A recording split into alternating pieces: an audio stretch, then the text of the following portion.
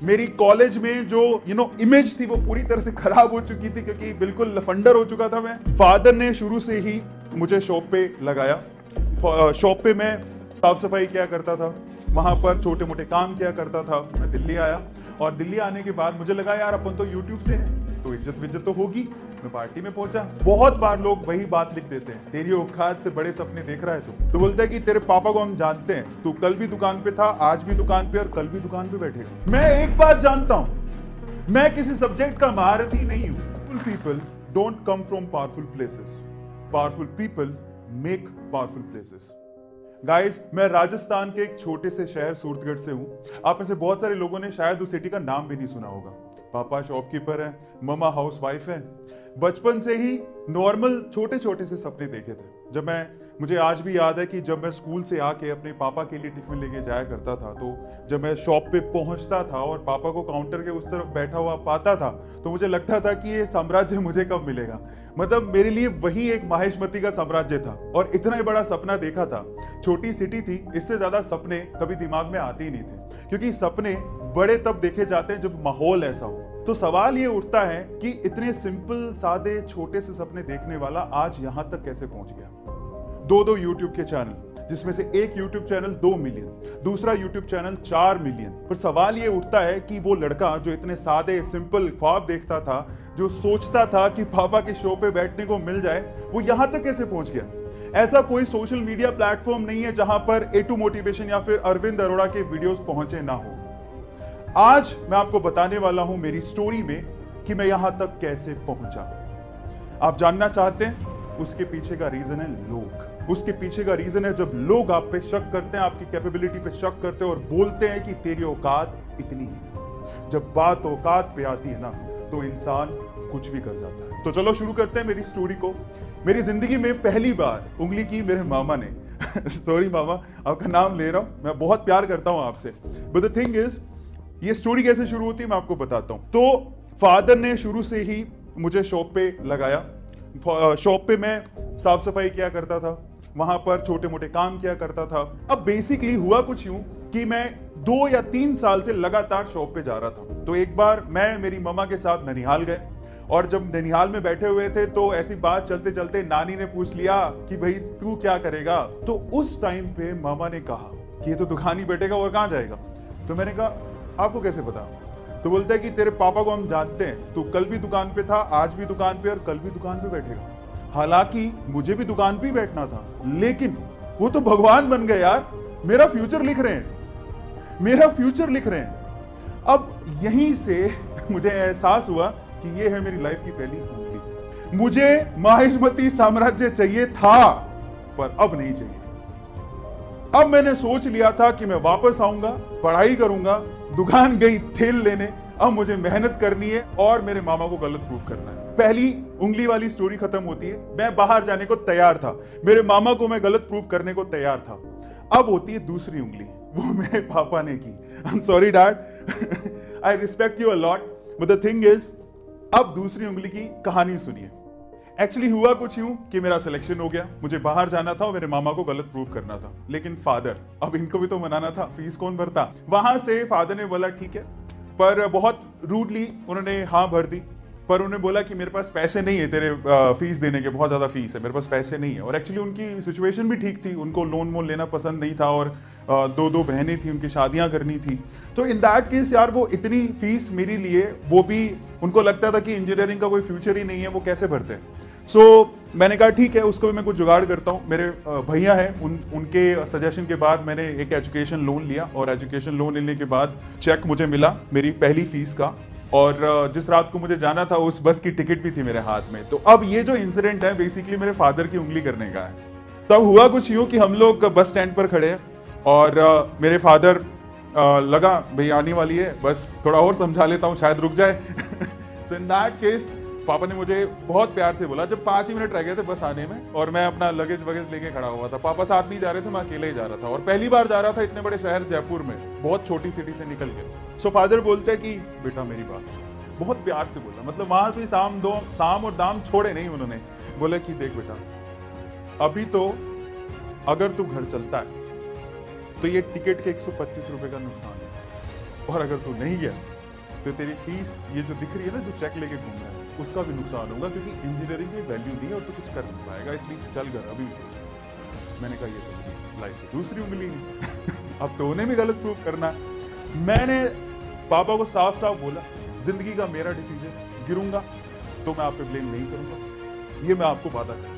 अब यहां से क्योंकि मुझे मेरे फादर को गलत प्रूफ करना था कि भाई वो जो बोल रहे हैं कि इंजीनियर कुछ नहीं कर सकता, इंजीनियरिंग से कुछ उखड़ता नहीं है, कुछ नहीं होता। अब यहां से मुझे आगे आने वाली जिंदगी जीनी थी। मैंने पहले साल बहुत मेहनत की, हिंदी मीडियम से पढ़ा हुआ था, लेकिन आपको पता है इंजीनियरिंग की सारी जो किताबें होती है वो इंग्लिश में होती हैं। सो एग्जाम्स दिए, बहुत मेहनत की, और पहले साल में 74-75% से मैंने अपना फर्स्ट ईयर कंप्लीट किया। लेकिन सेकंड ईयर तक आते आते भाई को हवा लग गई। अब भाई को हवा लग गई, भाई है ना अफरा तफरी कर रहा है, बाइक वाइक ले ली थी, इधर उधर घूम रहा है, कॉलेजेस में ध्यान नहीं है, पढ़ाई में ध्यान नहीं है। अब ये भी भूल गया था उस टाइम पे कि भाई मैंने एजुकेशन लोन लिया हुआ है। ये भी भूल गया था मुझे मेरे मामा को जवाब देना है, मेरे पापा को जवाब देना है, जो कि ये तो सोच के बैठे हुए हैं कि इंजीनियरिंग के बाद भी हमारे सिर पे आके बैठेगा। अब यहां से एक बहुत ही इंपॉर्टेंट इंसिडेंट हुआ मेरी लाइफ में, और वो ऐसा था जिसने शायद मेरे माइंड को ही बदल दिया था। और वो ये था कि एक्चुअली सेकंड ईयर में मेरी बैक लगते लगते बची थी। इन दैट केस मैं शाम में खाना खाने जाता था, तो वहां पर मालवीय नगर, जिसको पता हो जयपुर में उनको पता है, सो वहां पर बैठ के मैं खाना खा रहा था। तो वहां पर रात को 9 बजे सन्नाटा ही था। आपको पता है रात को 9 बजे सर्दियों में कौन बाहर निकलता, बैठा हुआ था, तो कुछ और देखने लायक था नहीं। मैंने अपना खाने का ऑर्डर कर दिया, तो सामने एक फैमिली बैठी थी, और फैमिली में एक बूढ़ी माँ थी और उसका हस्बैंड था और उनका एक बेटा था। और वो बेटा एक्चुअली ऑलमोस्ट 40 साल का था। अगर मैं आपसे सवाल पूछूं कि अगर ये दंपत्ति और ये फैमिली बैठी हुई है और इनमें से अगर किसी को होटल में जो बिल आने वाला है वो पे करना है, तो किसको पे करना होगा? आप में से ज्यादातर लोग पक्का ये बोलेंगे कि वो उस बेटे को पे करना चाहिए। 40 साल का बेटा कमाता होगा, अपने माँ बाप के लिए इतना तो कर ही सकता है। मैंने भी यही सोचा, रिलैक्स होके बैठा हुआ था। लेकिन उसके बाद जो हुआ, उसके बाद मेरे ना दिमाग में घंटियां बजने लगी। हुआ कुछ यूं कि फादर खाना खा रहे थे, वो बेटा भी पानी पिए जा रहा था। अब मुझे पता नहीं सिचुएशन क्या थी, पर वो बूढ़ी माँ खड़ी हुई काउंटर पे गई, अपने ब्लाउज से पैसे निकाले और पे किए। मैं नहीं जानता उनकी सिचुएशन क्या थी, लेकिन वहां से घंटी जो दिमाग में बजी वो ये कि अरविंद अरोड़ा, अगर तेरी यही हालत रही तो एक दिन तू भी किसी अच्छे होटल में अपने माँ बाप को खाना नहीं खिला पाएगा। निकल बाहर और कुछ कर। वहां से सेमेस्टर में मेरी बैक लगी थी।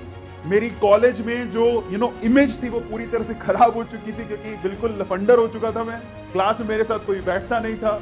अब लोग यहां से डिलेमा में आ जाते हैं, और मे भी हो सकता है कि इतना ज्यादा प्रेशराइज हो जाते हैं कि मेरे साथ तो कोई बैठता ही नहीं है, इतना ज्यादा सीरियस हो जाते हैं कि वो इंजीनियरिंग छोड़ने की बात भी सोच लेते हैं। मैंने भी सोची थी, मुझे लगा था कि यार मुझे इंजीनियरिंग छोड़ देनी चाहिए, लेकिन फिर दिमाग में आता था कि मैं बहुत कुछ बोल के आया हूं घर से, यार मैं नहीं जा सकता वापस। मैंने इसी सिचुएशन को, जहां पर मैं बिल्कुल गिरा हुआ था, इसको मैंने एडवांटेज के तौर पे लिया। सो वहां से मैंने अपना बिल्कुल ध्यान जो भटक गया था पूरा कंसंट्रेट किया स्टडीज के ऊपर, और बिल्कुल फोकस कर लिया स्टडीज के ऊपर। फाइनली मेरी इंजीनियरिंग में जो सेकंड लास्ट सेमेस्टर था वो सिल्वर मेडल से मैंने खत्म किया, और फाइनली जो लास्ट सेमेस्टर था और लास्ट इंजीनियरिंग पूरी कंप्लीट की मैंने ऑनर्स के साथ। मेरे हाथ में एक जॉब का लेटर भी था, मेरी जॉब लग चुकी थी, लेकिन प्रॉब्लम ये थी कि उसकी जो ज्वाइनिंग आने वाली थी वो आने वाली थी, हमारा सेमेस्टर खत्म हो गया था मई में, ज्वाइनिंग आने वाली थी फरवरी में। सो मेरे पास बहुत लंबा समय था। मैं क्या करता था ही नहीं कुछ करने को, तो मैंने वहां से जॉब करनी शुरू की। कॉलेज में जॉब पकड़ी, और मेरी पहली जॉब एक्चुअली, ये बात है सितंबर की, फरवरी में मेरे को जॉब का लेटर आने वाला था, लेकिन सितंबर में मुझे जरूरत पड़ रही थी पैसों की, और मैं चाहता था कि यार मैं घर से कम पैसे ना मांगू। तो मैंने अपनी पहली जॉब शुरू की 11,000 रुपए में। इनफैक्ट वो 10,400 रुपए ही थे। वहां से मैंने पहली जॉब शुरू की। दूसरे कॉलेज से ऑफर आया, वहां से 20,000 का ऑफर आया। फिर मेरे को एक इंस्टीट्यूट का ऑफर आया कि तुम हमारे साथ जुड़ो। मैंने वहां पर ज्वाइन किया।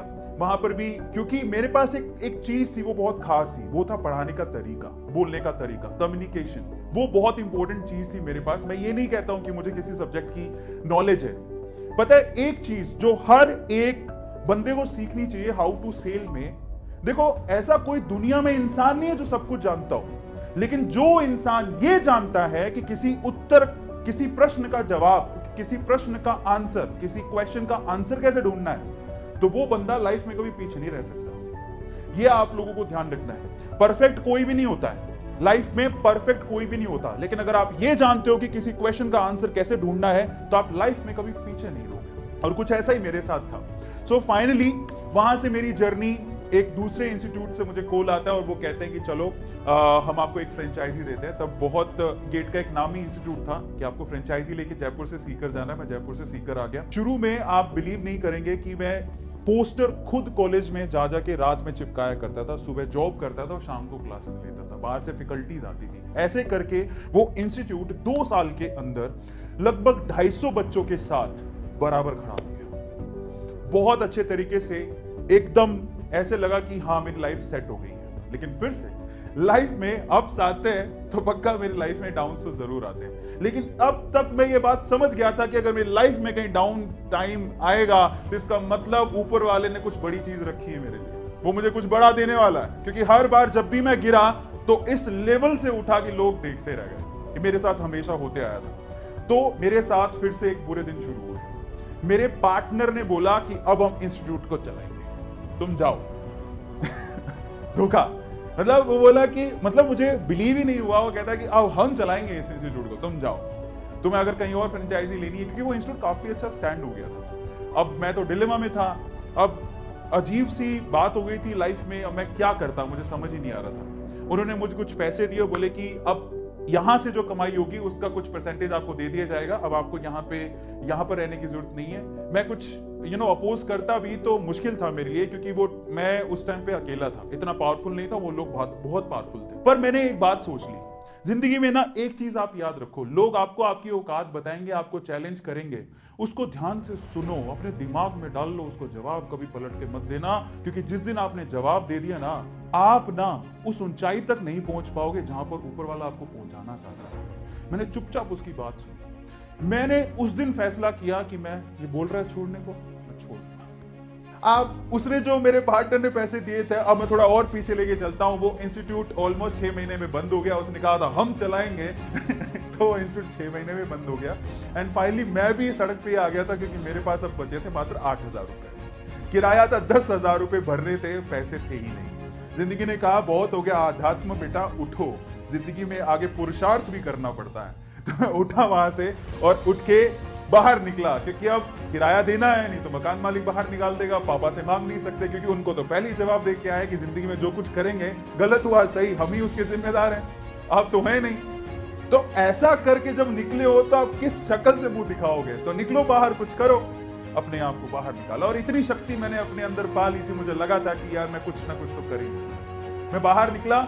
मैं एक बात जानता हूं, मैं किसी सब्जेक्ट का महारथी नहीं हूं, मैं कोई सब्जेक्ट या फिर कोई चीज अच्छे से नहीं जानता हूं। मैं एक चीज जानता हूं, मैं एक चीज का कलाकार हूं, और वो बोलने का, वो पढ़ाने के तरीके का, और वो मुझे आता था। आपकी लाइफ, मेरे फादर भी कहते हैं इस चीज को, कि आपको जरूरी नहीं है कि बहुत सारी चीजें आए, आपको एक चीज आए, लेकिन उसमें आप परफेक्ट होने चाहिए। आप जिंदगी में कभी भूखे नहीं रहोगे, और ये चीज मुझे आती थी। अब मैं निकला बाहर।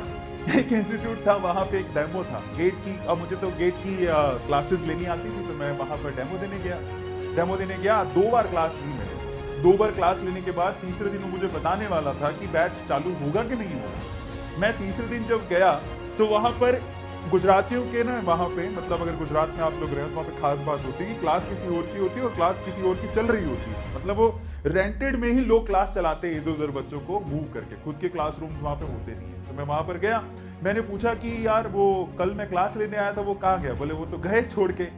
तो मैंने कहा ये क्या हो गया, 2 दिन डेमो लिया था, पैसे भी नहीं दिए। तो बोलता है कि वो तो गए, वो तो जाना ही था, बंद हो गया वो। तो मैं उदास हो गया। अब गुजराती की बड़ी खास बात है, वहां पर क्या, एक तो वो लोग टैकी हैं, दूसरा वो मेरे जो मैं डेमो दे रहा था तो वो बंदा मेरे लेक्चर्स को, मेरे कॉन्फिडेंस लेवल को देख रहा था बराबर से। तो जब मैं फाइनली अपना मुंह छोटा करके निकल रहा था बाहर, तो उसने पीछे से आवाज लगाई, बोले कि अरविंद भाई। मैंने कहा हाँ, आपके लिए एक ऑफर है। मैंने कहा क्या? बोले कि अरविंद भाई, मैंने आपके डेमो देखे, अब बहुत बढ़िया पढ़ाते हो, मेरे पास ऑफर है आपको। मुझे पता है कि आपको पैसे चाहिए, मैं आपको पैसे दे सकता हूं। मैंने कहा वो कैसे? बोले आपको पढ़ाना है, पढ़ा लूंगा। मैंने क्या पढ़ाना है? बोले केमिस्ट्री। केमिस्ट्री पढ़े 10 साल हो गए मेरे भाई, अब तो ये भी नहीं पता कि केमिस्ट्री के से शुरू होता है कि सी से, कहां से पढ़ाऊंगा। तो बंदा बोलता है कि अरविंद भाई तुम्हारे डेमो में ना एक चीज देखी है, तुम बहुत बढ़िया पढ़ाते हो और एक टीचर एक कलाकार के लिए ना सब्जेक्ट मैटर नहीं करता।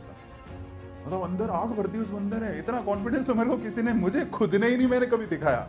मैंने कहा ठीक है। उस टाइम पे क्या था कि अब किसके पास केमिस्ट्री पढ़ने जाते हैं, लेकिन एक रिसोर्स था, वो था यूट्यूब। अब यहां से यूट्यूब की एंट्री होती है मेरी लाइफ में। यूट्यूब पे मैंने अलग अलग एजुकेटर्स के जो केमिस्ट्री पढ़ाते थे उनके लेक्चर्स देखने शुरू किए और उनमें से कोई एक का लेक्चर मैंने पकड़ा और एक डेमो ही तो तैयार करना था। मुझे लगा कि देखते हैं डेमो के बाद क्या होगा, अगर फाइनल होता है तो मैं कंटिन्यू करूंगा। तो मैंने उसका पूरा का पूरा लेक्चर अच्छे से देखा, अच्छे से दिमाग में उतार लिया और फिर उसको मेरी जो पढ़ाने की टेक्निक है उससे जोड़ा और मैं गया डेमो देने।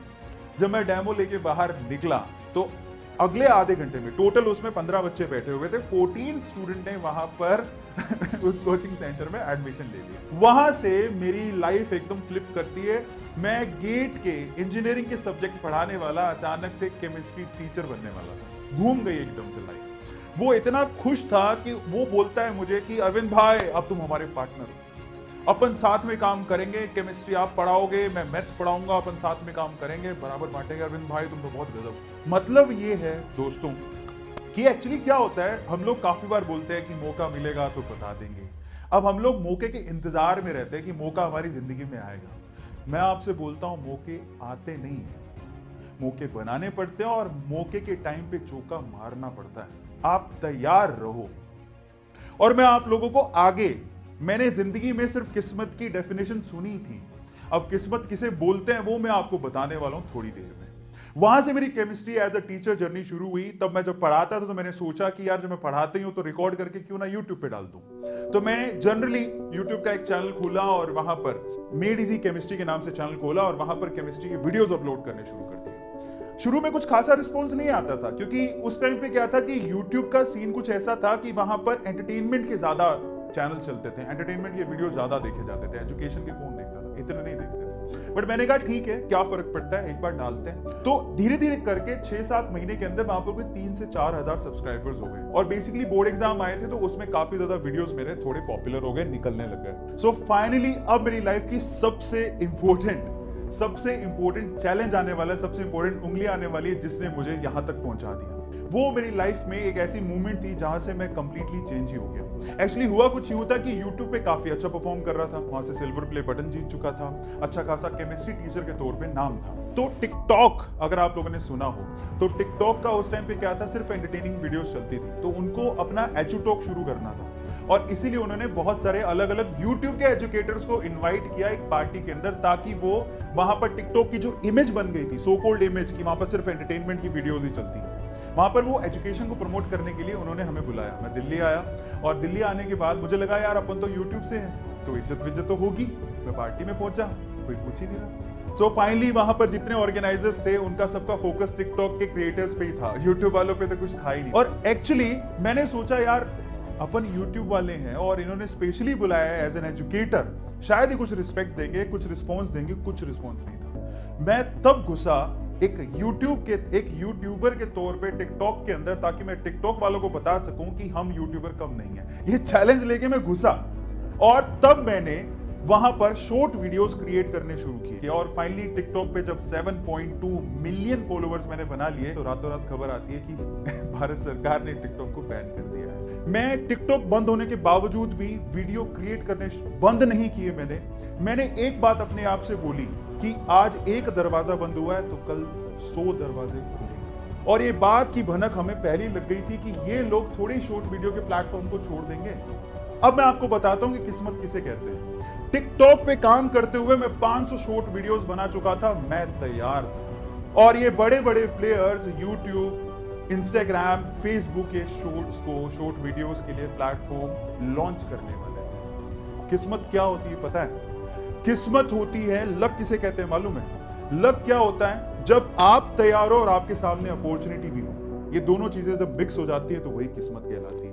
और पहली बार जिंदगी में मैं अपने आप को लकी फील कर रहा था क्योंकि मैं तैयार भी था 500 वीडियो के साथ और मेरे सामने एक नई अपॉर्चुनिटी भी थी। दोनों मिली और फाइनली रातों रात मेरा YouTube का चैनल, जो कि धीरे धीरे चल रहा था, जैसे ही YouTube पे शॉर्ट्स लॉन्च हुआ, वो चैनल सिर्फ 4 महीनों के अंदर 4 मिलियन सब्सक्राइबर्स क्रॉस कर चुका है। और इसे ही कहते हैं किस्मत। किस्मत, अगर आप किस्मत के भरोसे बैठे हो तो आप ये भी सोचो कि शायद किस्मत आपके भरोसे बैठी हो। डायलॉग आपने सुना होगा, किस्मत के भरोसे मत बैठो। सिर्फ ये सोचो कि आप लोग तैयार हो और आपके पास अपॉर्चुनिटी है क्या। दोनों की मिक्सिंग ही लक कहलाती है। फाइनली गाइस, मुझे चैलेंजेस देने वालों से कोई प्रॉब्लम नहीं है। अगर वो लोग नहीं होते तो शायद मैं यहां तक पहुंचता ही नहीं। और आजकल तो मैं अपने आप को ओपनली चैलेंज दे देता हूं। हालांकि मैं देखता हूं चैट में लोग क्या लिखते हैं।